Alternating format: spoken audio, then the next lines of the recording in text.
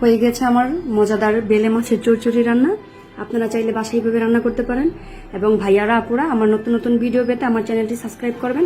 আর description বক্সে আমার Facebook পেজের লিঙ্কটি দেওয়া আছে, দয়া করে আপনারা ফলো এবং লাইক করে দিবেন। সকলকে ধন্যবাদ। আসসালামু আলাইকুম এভরিওয়ান, সবাই কেমন আছেন? আমি আলহামদুলিল্লাহ খুব ভালো আছি। আজকে আমি নিয়ে এসেছি বেলে মাছের চচ্চড়ি করব। এর আগে দেখাইছিলাম আলু দিয়ে কীভাবে চচ্চড়ি করতে হয়। আজকে নিয়ে আসছি শুধু পেঁয়াজ কাঁচামরিচ দিয়ে চচ্চড়ি। এই যে বেলে মাছ, এটাকে আজকে চচ্চড়ি করব। যা যা লাগবে, এই যে 1 চামচ পরিমাণ শুকনা মরিচের গুঁড়া, হলুদ গুঁড়া 1 চামচ পরিমাণ, লবণ গুঁড়া 1 চামচ পরিমাণ নিয়েছি, আদা নিয়েছি এখানে খুবই সামান্য 1/2 টেবিল চামচ, আর রসুন নিয়েছি 1 টেবিল চামচ। এখানে পেঁয়াজ নিয়েছি 1.5 কাপ পরিমাণ।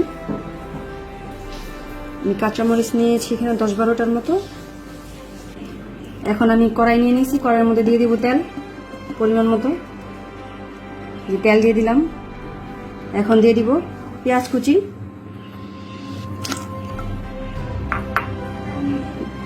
কাঁচামরিচ কুচি দিয়ে দিচ্ছি,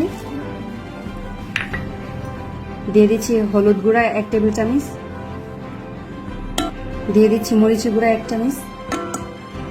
আপনারা চাইলে ঝাল কমও দিতে পারেন, আমরা একটু ঝাল বেশি খাই তো তাই ঝাল বেশি দিলাম।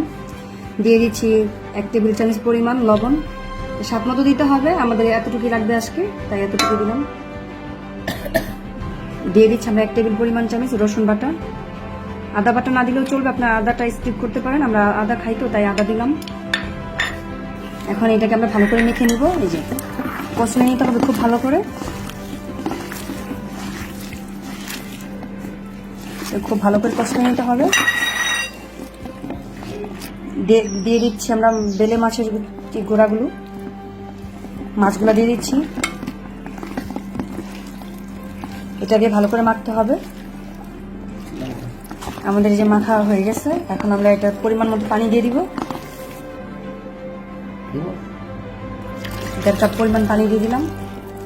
পানি বেশি দেওয়া লাগবে না। আর এই রান্নাটা খুবই সহজভাবে রান্না করা যায়, এটা ঝামেলা ছাড়া রান্না। এটা আমাদের মাখানো, পানি দেওয়া সবকিছু কমপ্লিট। এখন এটা আমরা চুলায় বসায় দিব। আমরা চুলায় বসায় দিচ্ছি। এখন এটাকে ঢাকনা দিয়ে দিব।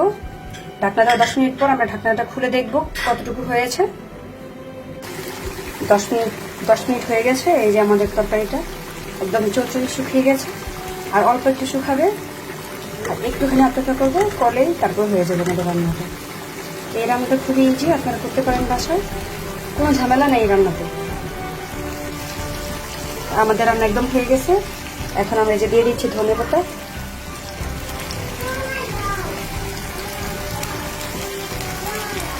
ধনেপাতা দিয়ে দিচ্ছি।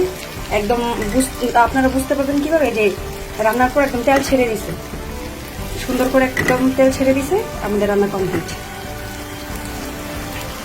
এভাবে তেল ছেড়ে দিলে বুঝবেন যে রান্নাটা হয়ে গেছে।